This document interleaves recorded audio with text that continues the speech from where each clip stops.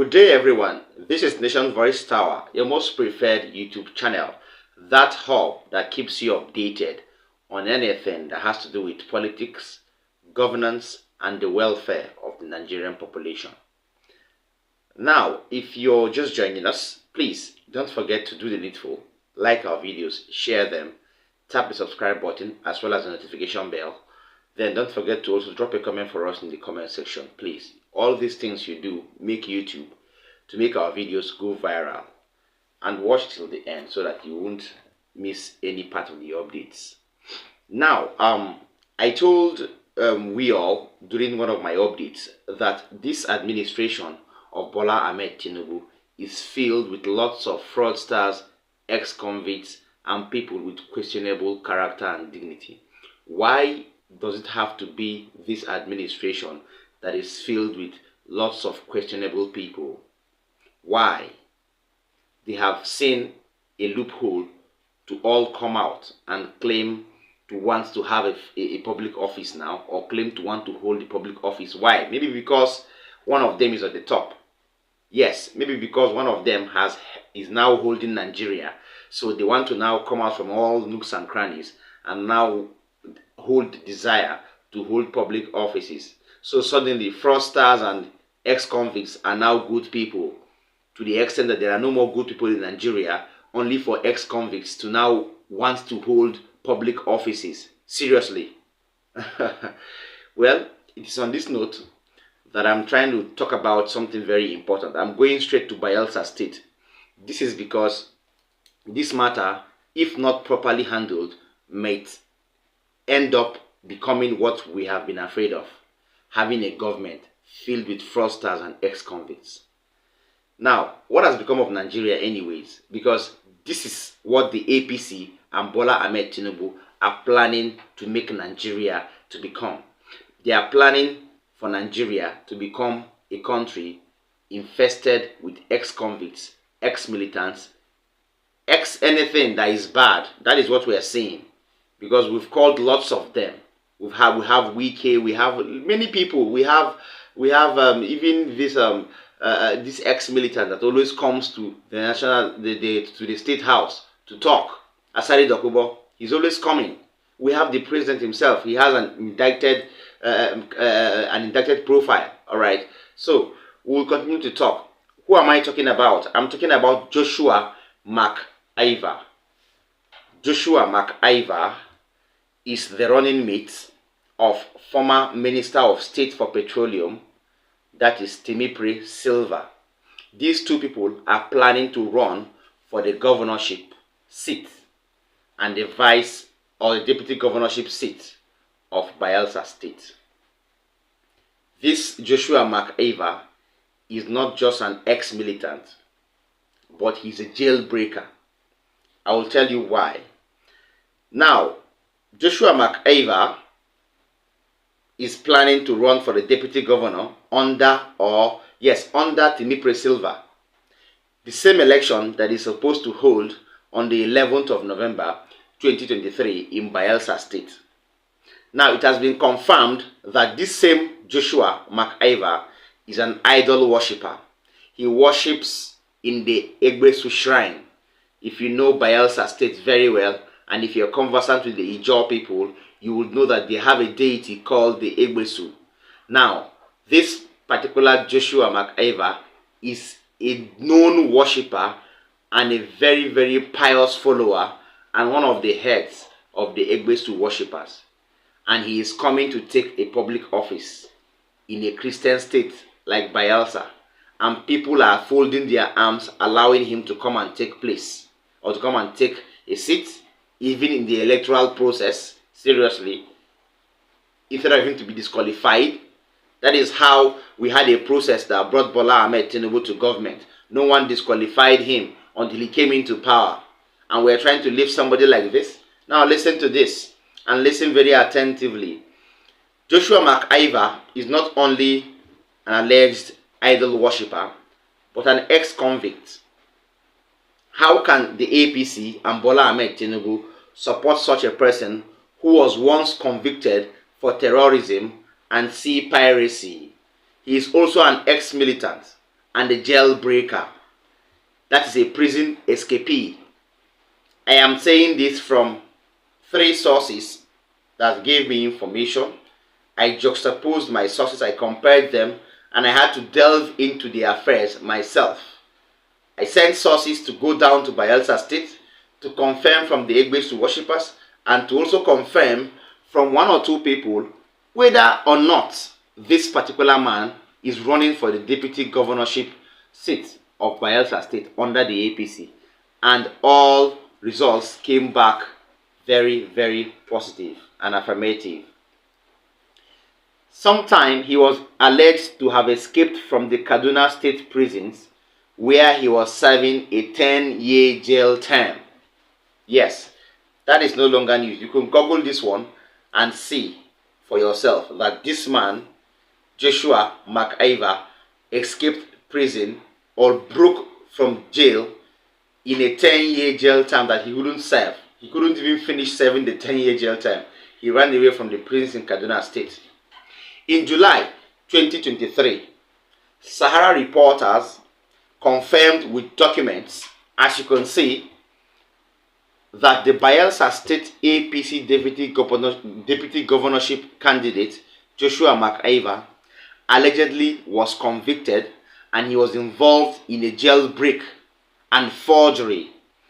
Why did they confirm this? Because a civic group called the attention of the general public that Joshua McIver should be disqualified from becoming a deputy governorship candidate under the APC.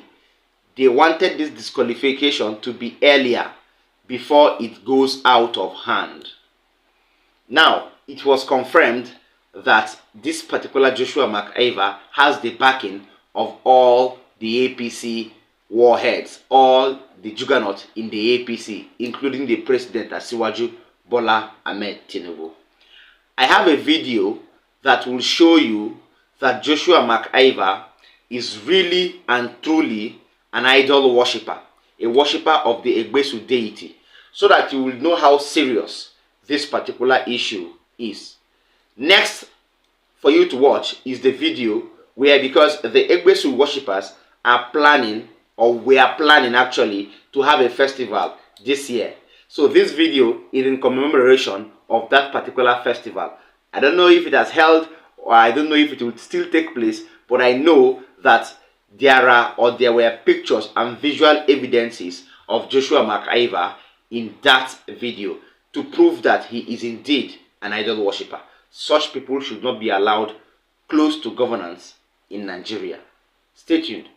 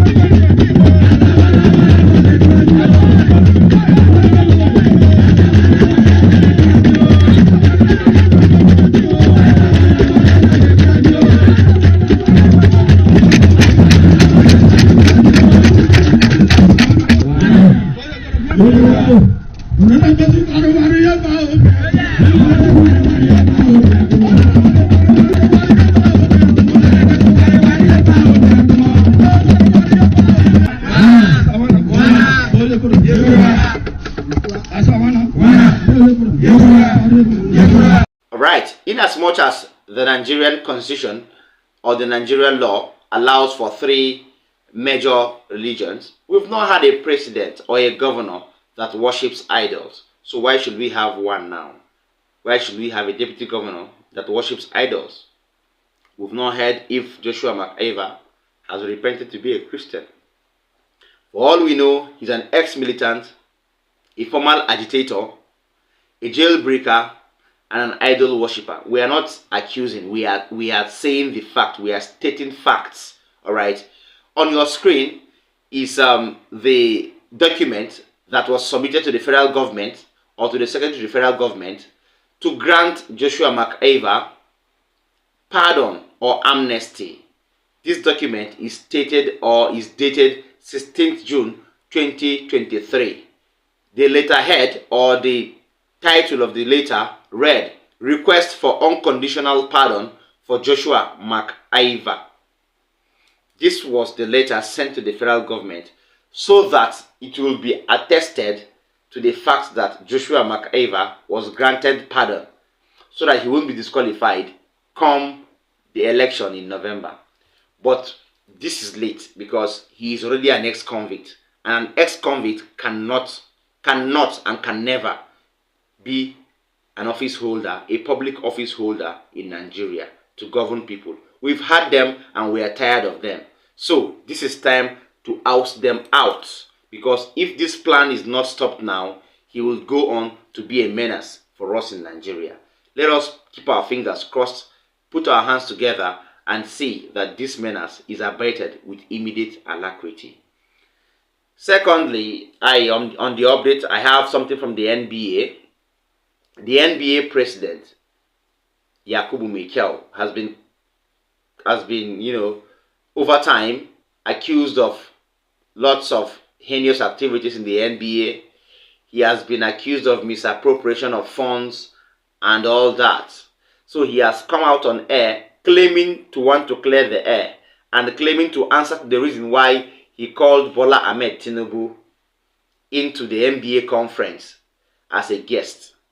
But I don't like this Yakubu Mikel guy, not because I don't like him, but because he's somebody of questionable character.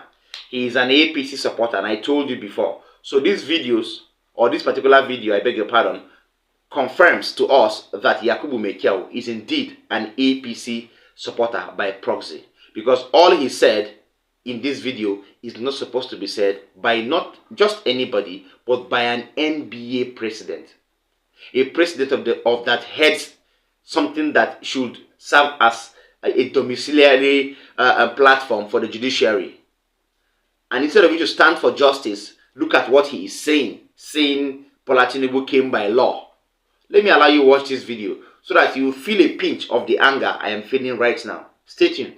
Well, happily, I started by saying that this country is a country of laws. That Tinibu is president today is a function of laws. It's a function of the Constitution of the Federal Republic of Nigeria. It's a function of the Electoral Act 2022. What I have done is simply to recognize the position of the law. As far as the law is concerned today in this country, without prejudice to the pendency of the petition against the election and the declaration of President Tinibu, he is the president and commander-in-chief of the armed forces of the Federal Republic of Nigeria. When he took the oath of that office, it was because the law prescribed that he took that office. When he was so declared as president, it is because the law also makes provision for such a declaration. This is not a function of anybody's sentiments or whims or caprices. It is about the express provisions of the law. And the law clearly says, and those lawyers that are talking about all of this also know, and they owe the people of this country the duty to properly guide the people, to let them know what the law says. And if they do, the people will fall in line. And there is a presumption of regularity of the act of every public officer. So the law presumes very clearly, and those lawyers are not in doubt. They know, except that they haven't been gracious enough to tell the people that when any public duty or anything has been declared by a public officer, there is a presumption, rebuttable though, that all that needed to be done had been so done, and that the person who made that declaration has the authority to make such a declaration. Did INEC chairman have the authority to make the declaration that he did? Yes. when he declared that Tinibu won the election, there is a presumption that inured in favor of Tinibu as the candidate at that time, now president, under the auspices of APC, that all that needed to be done, all the requirements that needed to be satisfied for him to be so declared president have been satisfied. Who else should I invite? Should I not recognize the provisions of the law and what the law has provided? Are we without a president simply because there is a pending petition? No. Okay, Asiwaju Bola Ahmed Tinibu is the president of this country, and I went to him because I defer to the law, not to the whims and caprices of any particular individual. Okay. And if those lawyers say that there is no such presumption under the law, let me know. Let me know. But all of this are without prejudice to what the court is going to determine in the petition. But as it is today, he's the president. I've invited him as president. He came, he declared it as president, and it is within my remit to do so, and it is within also the provisions of the law for me to recognize him as the president. Yes, all right. You've watched that video, and that was Yakubu Mekel. I don't want to say much because I feel he's being paid to say all he's saying. How can an NBA president, a president of a platform that is home to the judiciary, say this? How? Was he blind during the elections? Didn't he see? Didn't he see all those evidences in court? So why would he say this?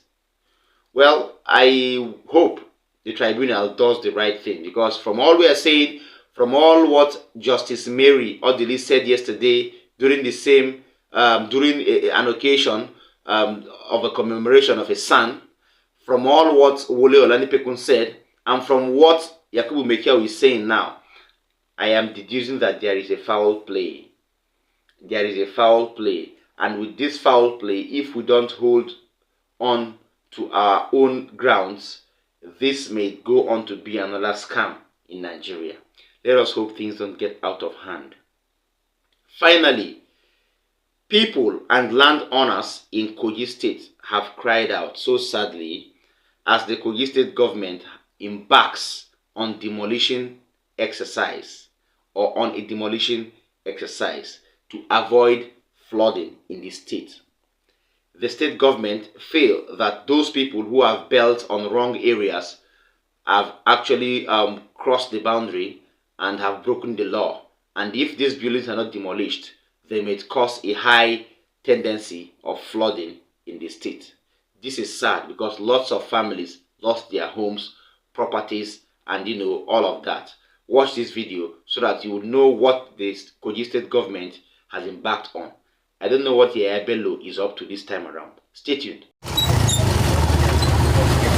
Armed security personnel moving swiftly with the backhauled caterpillar to Bond Estate, one of the government-owned layout. Here, the demolition man is removing all structures that are obstructing the flow of water and blocking access roads, as well as those that are under the high-tension cables. While the owners of the structures plead for some understanding, officials from the State Land and Urban Development Department offer some explanation to them. You meet me personally. You didn't meet any other person. And let me remove my cap. No, You met me personally, and I explained to you that this is a government scheme. That whatever you have here cannot stand. That when we comment and come to work, it was after the people came to visit us that you came. And that when the committee came and pleaded, we say when we take road, whatever remain, you come and regularize. Is that what I told you, Madam? The Director General of the Bureau of Land and Urban Development Department gave details of the exercise, warning that the exercise will be taken to the 3 senatorial districts of the state. we are not stopping here. We discovered that this has been ongoing not only in this Bond Estate, even across Zangudaji, we have the same challenges in some part of Central, Kogi Central and Kogi East. This is going to be a long exercise. From here, we are going to move around and make sure that all the areas that are affected, we are going to take care of it properly as it's supposed to be. However, some of those affected explained that the lands were sold to them by the traditional rulers. most of the house there was, the land there was sold by the local government and community leaders. That is what is with the chiefs. So that is how, because many people that are buying the land and build house, they don't know anything about land. We can't just be blaming them. People that make effort to buy 1 block and 2 blocks to build, they can't just try to put their money in waste. As the demolition exercise continues, the government is promising to do whatever is necessary to avoid further flooding in the state. All right, welcome back. Well, in as much as we're always supportive of anything the government is doing, especially a good governance or a good government, but Kogi State, for you to demolish people's buildings without compensation, I think that's absurd. That's weird, because these people are crying out. You could hear them in the video.